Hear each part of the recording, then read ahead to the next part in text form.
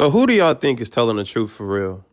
I kind of already got my answer based off their interviews alone. I wasn't there, but who do y'all think is telling the truth? Tell me what happened. Well, me and Vern are the same. Me and Vern had battled against each other when he was at Houston and I was with Seattle. We were all that way. But people didn't know we were good friends. We were really tight. We did the same thing. We hung out the same way. You know what I'm saying? We did the same thing. We partied the same way. We did the same thing. And we clash. When you have two guys like the same and they clash, somebody's going to have to give. And I think Vern wasn't giving, I wasn't giving. So practice went a little left. Vernon was very upset about a lot of stuff at practice during the time. He would foul a lot of people, and then all of a sudden, me being a leader, I said, let me guard him. Because I thought I could control him and settle him down. Me and him got into it. And then I took it to a whole nother level again. I just said, just wait till we get into the locker room and we're going to see what happened. So I walked off the court and waited for him in the locker room. And as soon as he got in the locker room, I tried to hit him with a weight. Right. You said, so I went to the locker room and I waited for him. I didn't want to hurt my beautiful hands. So I took some weight with me. Yeah. I didn't want to break my hand. You know what I'm saying? Took like an actual chunk of metal and you 10-pound weight.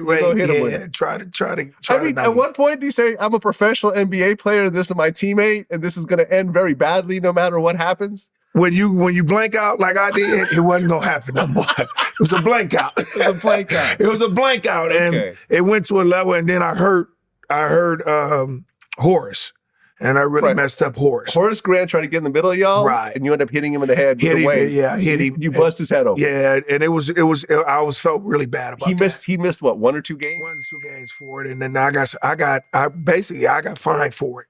And how much you get fined for that? It was almost about a couple of $100,000. Well, yeah. I mean, that's a pretty serious offense. It was a serious offense, and they didn't want to suspend me. So I had to take the thing, and then I had to take care of Horace's medical stuff. But it was cool. And was Horace mad at you? No, he wasn't. Horace understood. That's my guy too. Horace was like, man, you crazy. You crazy. So I said, Horace, man, he ain't gonna do that to me. Yeah, so Horace really understood it, and me and Horace, we. So let's get to what Vern said.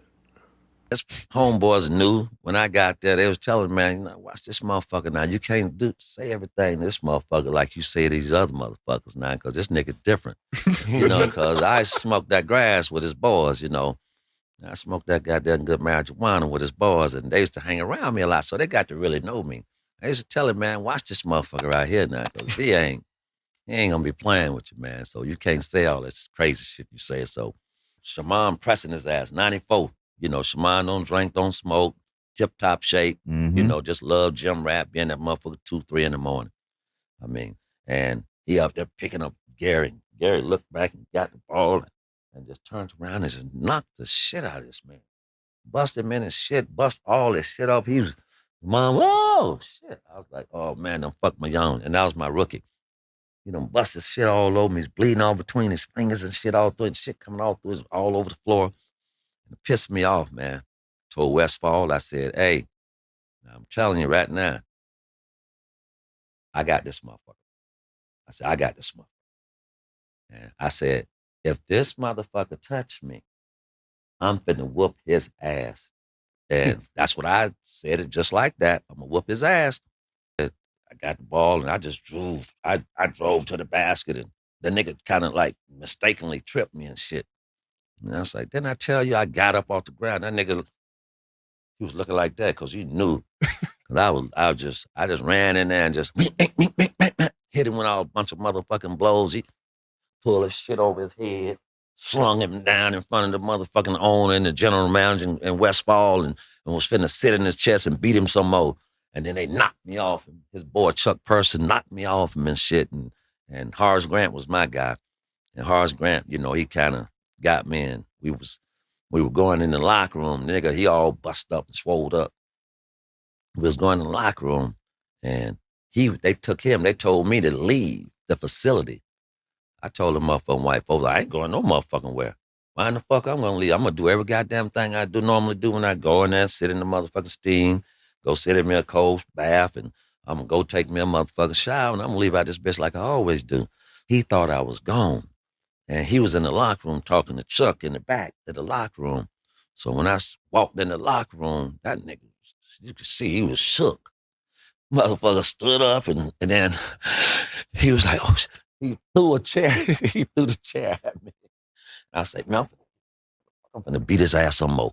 And then that's when they grabbed me. And then he went on TNT and lied too. Yeah. Yeah. Yes. Damn. Nigga, you went on TNT and lied, told Kenny, Charles, Shaq, Ernie that you beat my ass, nigga. That's a lie, nigga. Hey, Gary, I don't even do this shit no more, nigga. But I swear to God, I'll beat your motherfucking little fat ass, you big gut motherfucker. You better stop talking so much, dude.